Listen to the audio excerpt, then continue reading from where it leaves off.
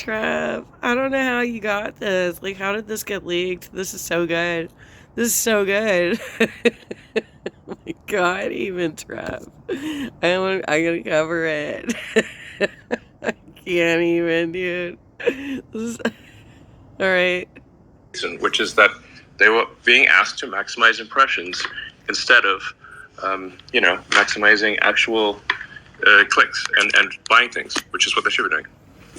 When you run an ad campaign on Twitter, you can choose, I think. I'm not really sure what the backend does. I heard the backend tries to maximize money, but you can choose whether you want to run an impressions campaign or whether you want to run a clicks campaign. Yes, things have changed recently. So we have, basically since the acquisition, it was like, no, guys, we need to maximize relevance. Oh my God, this is so good watching a bullshitter go through his bullshit. Somebody who really has no knowledge. He has no knowledge of social media, and he's trying to bullshit the engineers. This is so good. And there actually has been good work in the direction of relevance optimization. That level of micro-targeting is something a lot of ad buyers now expect, and it's a huge part of how CPMs can get so high on platforms like YouTube. Regardless of whether they're targeted or not, if your goal is CPMs, you should have a very good idea that someone's going to click on an ad before you show it to them. And you can do this with good... Oh my God, even I mean, this is so good. This is so good. I talked to an advertising agency back in 2018 when I was helping out Kevin Kensinger about what sort of micro-targeting they could do and how they could limit it to just his congressional district. And there was the fact that Elon's oh no, we can only do this now. He has no fucking clue. He has no clue what social media is capable of, and he's trying to bullshit his way through a meeting. This is so good. But sometimes these advertisers will serve entirely different versions of the same ad to different demographics. Turn this guy off, please. He's just talking nonsense. Thanks. He's talking nonsense. I've actually it's difficult to, frankly, it's difficult to overstate the difficulty of adding stuff to adding features that should be easy to add. Oh my God, dude, you were talking to your engineers. He's talking to his engineers, telling them that they can't do so. I can't even. It's so good. Are not easy to add because the stack complexity is extremely complex. It's okay. So can we do refactors for... My God. This is... Did you hear that? Did you hear that in the background? One of the engineers said, "Oh my God." Oh my God. It will explode your mind to go through the entire stack. It's okay. It's wow. Well, but you have to sort business revenue. So the subscriber revenue and sort of back-end business revenue is really important as we see a rapid decline in brand advertising. Yeah, I can't imagine why, dude. You're losing all of your advertisers. You're losing all of your advertisers, and you don't know how to. You don't even know how.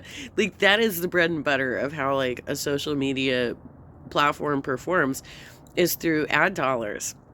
And this motherfucker's losing all of his advertisers, and he doesn't know what to do about it. And so he's trying to bullshit his way through a meeting with these engineers. This is so good. Oh my God.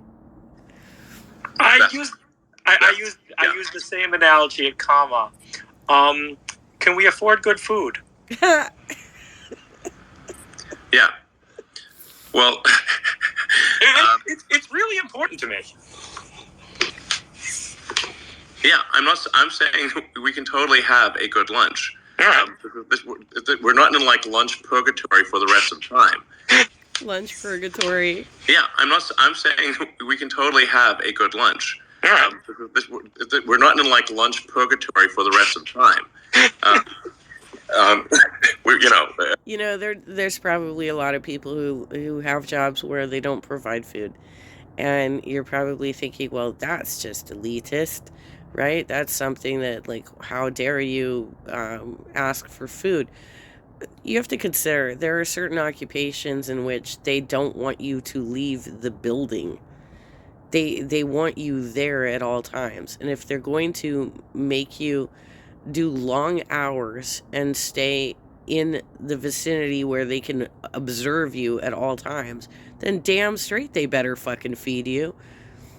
We had the same situation when I was walking blocks. One of the things I kept bringing to leadership is that my canvassers were food insecure and they were doing physical work, and that we needed to start providing more healthy options for them. I started packing lunches. To give away to some of my more food insecure individuals, because I knew that they were going to be walking for 8 hours and they needed the fuel to actually get it done. Like, we may have gone too far, is what I'm saying. I admit we may have gone too far in cost cutting with respect to the lunch. In regards to cost cutting, you were at one time the richest man on the fucking planet.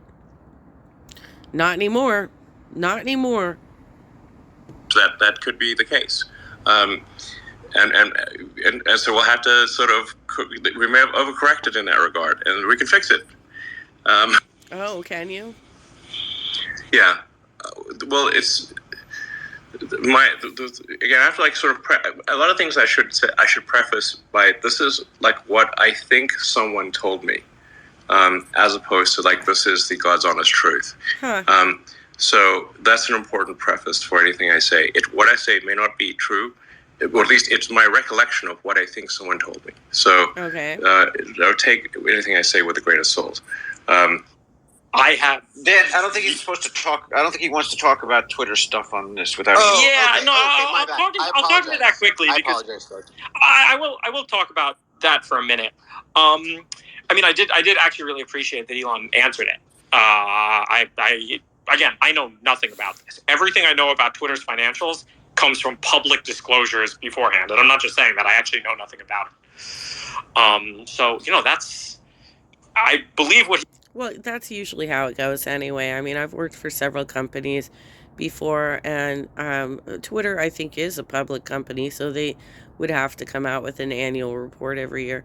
But when it comes to financials, companies generally guard the financials. Like, for instance, for the private companies that I worked for, in order to submit financials for the proposals, because oftentimes that was a requirement of a request for proposal, was to include a copy of the financials, I would have to have the VP of Finance submit it separately under a separate cover where I didn't touch it, because we were not allowed to see the financials in a private company situation.